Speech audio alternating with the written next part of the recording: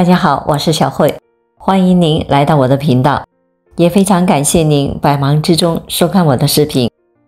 今天给大家分享的内容是：一喝水尿就多，这是代表肾好呢还是不好呢？真相来了，陈大叔今年57岁了，平时他除了下棋，别的没有什么爱好。可最近的一段时间，陈大叔只要喝点水，不一会儿就上厕所。刚开始的时候，陈大叔还没有把这事放在心上，但是在之后的几夜里，陈大叔一夜起来4趟，严重的影响了睡眠。这个时候，陈大叔开始怀疑是自己的肾脏出问题了。为了弄清楚怎么回事，陈大叔就去医院就诊了。见到医生后，陈大叔就赶紧问道：医生，我一喝水就尿多，这是不是肾脏出问题了呀？医生听到陈大叔提出的疑问后，就解释道：你这个情况目前还不好说，需要做一些检查才能够判断是否肾脏出了问题。随后，医生就给陈大叔开了一些相关的检查。检查结果出来以后，没有什么异常。医生告诉陈大叔，目前没有发生什么问题，后续有什么不舒服或者是症状加重，就尽快的来医院。陈大叔得知自己的肾脏没有问题，忐忑的心也放了下来。在现实生活中，有很多的朋友一喝水就尿多，那这种现象是正常的还是异常的呢？我们喝进去的水是如何变成尿液的？其实从水变成尿液的过程是很复杂的，一般人很难理解。为了便于大家理解，这里进行一下简化。总的来说，我们喝进去的水变成尿液，主要包括2大过程，即滤过和重吸收。水被我们喝进去以后，它就会通过肠道被吸收，然后再进入到血液中。我们的肾小球从本质上来讲，就相当于是一团毛细血管网，也就是说，肾小球里流淌的是血液。当血液流经肾脏时，就会有水和小分子物质被肾小球滤过。说到这里，大家可能会觉得奇怪了，如果所有的水分都被滤出去了，那我们岂不是成了人干了吗？其实人类经过了几千万年的进化，早就有相应的机制来保护自己。这些被滤过的液体并不会直接的排出体外，而是需要经过肾小管和集合管的重吸收。肾脏重吸收的主要就是一些有用的东西，比如水、电解质、氨基酸、葡萄糖等。就拿水来说吧，研究人员发现，人每天滤过的原尿在180升，但是真正变成尿排出体外的只有 1.5 升。可以说，大约有 99% 的水分都被重吸收进入了人体内。我们喝水以后，从水变成尿液大约需要30分钟左右的时间，这个时间并不是一成不变的，它也会受到多种因素的影响，比如温度、饮水量等。也有一些人在喝水后几分钟就有尿的，但是人家也是正常的。所以每个人生成尿液的时间是存在着很大的差异的。一喝水尿就多，这是代表肾脏好还是不好呢？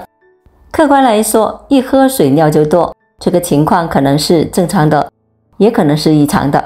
在临床上，我遇到过不少一喝水尿就多的人，但是他们在检查的时候并没有什么异常。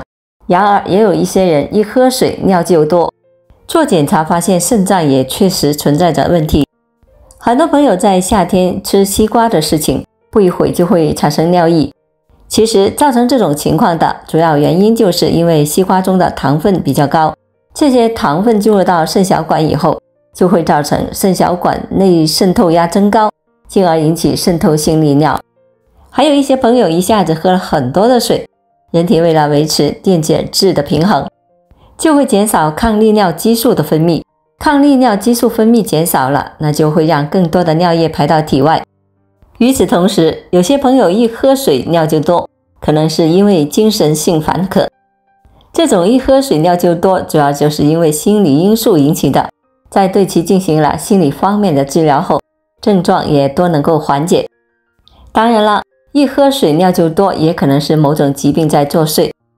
人如果发现了泌尿系统感染，比如膀胱炎、肾盂肾炎，也会出现尿频的症状。这类人可能会只需要一喝水就会出现尿意。还有一点，如果得了前列腺增生，也会出现一喝水就尿多的症状。这个主要是因为前列腺增生会刺激尿道。与此同时，前列腺增生得到了一定程度以后，它就会压迫膀胱，造成膀胱容积变小。这个时候可能膀胱里的尿液量不多，也会引起尿频的症状。还有人处于紧张寒冷的状态下，也更容易的产生尿意。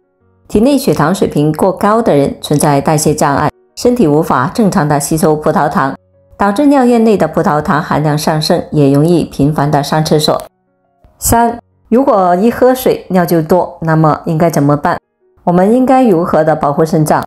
通过上述的介绍，我想大家应该能够看出，出现了一喝水就尿多的情况，可能是正常的，也可能是异常的。为了弄清楚怎么回事，我们应该尽早的去医院明确是否有异常。如果是真的查出问题，那就应该对应的治疗。假如得了前列腺增生，并且没有禁忌症，那就应该长期的吃相应的药物。如果前列腺增生比较严重，甚至怀疑有恶变，那就应该尽早的手术了。如果被查出是泌尿系统感染，那不仅需要治疗泌尿系统感染，还需要针对原发病来进行治疗。只要处理了原发病，才能够最大限度的降低复发的风险。为了保护肾脏，我们应该定期体检。体检的意义在于早期的发现肾脏存在的疾病。如果能够提前对这些疾病进行干预，那就可以显著的降低患肾脏病的风险。与此同时，我们平时还应该适当的多喝开水，积极的控制慢性病，坚持运动，避免憋尿，不要滥用药物。大多数药物是经过肾脏代谢的，如果滥用药物，那就可能会损伤肾脏，甚至直接的引起急性的肾衰竭。很多朋友得了慢性病以后，也不会把它们放在心上，但是像高血压、糖尿病这类的慢性病，如果控制的不理想，那一样也会伤肾的。3. 为啥有的人喝了很多也没有尿意呢？这种人值得羡慕吗？喜欢运动的人身上容易流汗，在这种情况下，体内的水分减少了，尿液也会跟着减少，自然就不想排尿，可以坚持很长时间的不排尿。这种人是值得羡慕的。不过还是要提醒大家，运动时水分流失快，应该注意补充，不要担心排尿会影响身体健康，要防止脱水的发生。2. 极度缺水时，喝再多都不会有尿意，就像干枯的大地下了一场雨，只能够暂时的缓解。这种人不值得羡慕，因为身体缺水是非常危险的，会影响正常运转，有一定死亡的风险，不可取。3. 经常憋尿的人，膀胱已经习惯了大量的液体，可以持续很长时间不排尿。例如一些重要工作岗位不能随时离开上厕所，或者是男性打游戏忘了上厕所，这种人是不值得羡慕的。因为憋尿时间长了，身体里面的毒素增多，膀胱压力大，就很容易出现问题。我们可以从尿液和尿量的颜色来观察自己的肾脏有没有异常。